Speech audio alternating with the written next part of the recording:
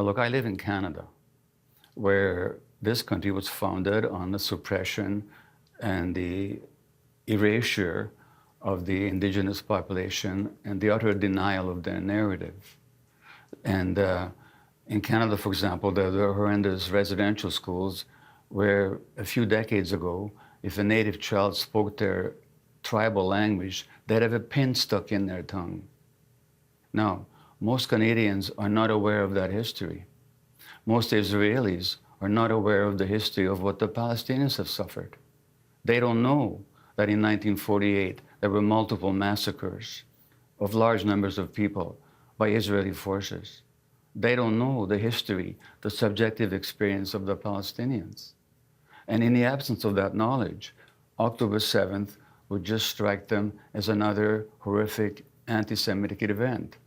I understand the desire for defense and certainly even the desire for revenge, but that's in the absence of knowing what the Palestinian experience has been.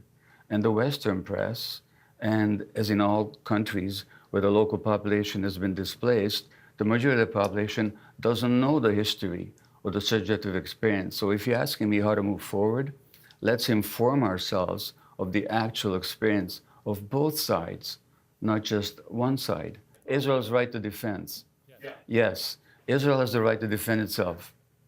Every country does. But Israel has no right to impose an occupation on people. Now look, I was born in Hungary.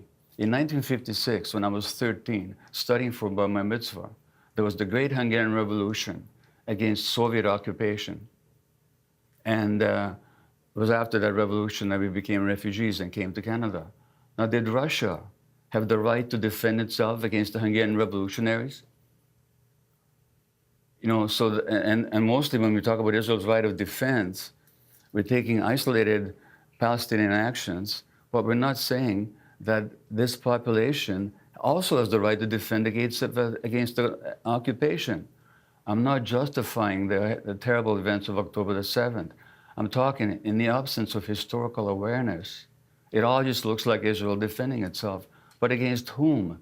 Against the population that has been massacring in a number of thousands for 80 years and taking their lands and destroying their homes and jailing their children and torturing them. That's the history. Now, unless we know that, it all looks like this poor little country trying to defend itself. But against whom? Against people it's been occupying and displacing for 80 years. That's the history, as Israeli historians have shown. I don't make this stuff up. I wish it wasn't true. I wish I could believe in the dream of the Jewish state. I love that dream.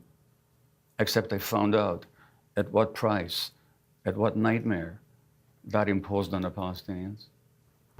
Hi everyone. My name is Yula and I am an artist and filmmaker in Toronto. I am also an Israeli citizen. I left Israel 23 years ago and I've been living in Canada ever since. Here's my Israeli passport.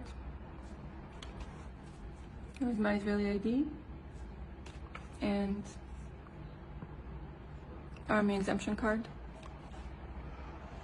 I didn't serve in the Army.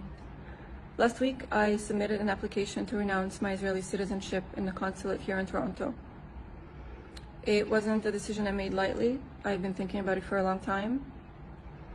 In fact, from the moment I learned about the real history of the place where I grew up, the history that wasn't taught to us in schools or even talked about while I was living there, until last week at the consulate, it's been a really long process that took 2 decades. Yes, I did it in response to Israel's horrific assault on Gaza, but since this isn't the first time that Israel is bombing Gaza, why now? Why this moment?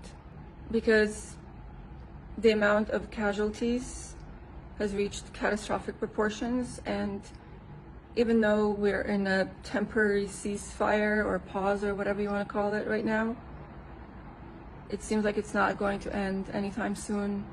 And even Israeli officials are saying that after the pause, they intend to keep bombing for 2 more months at least.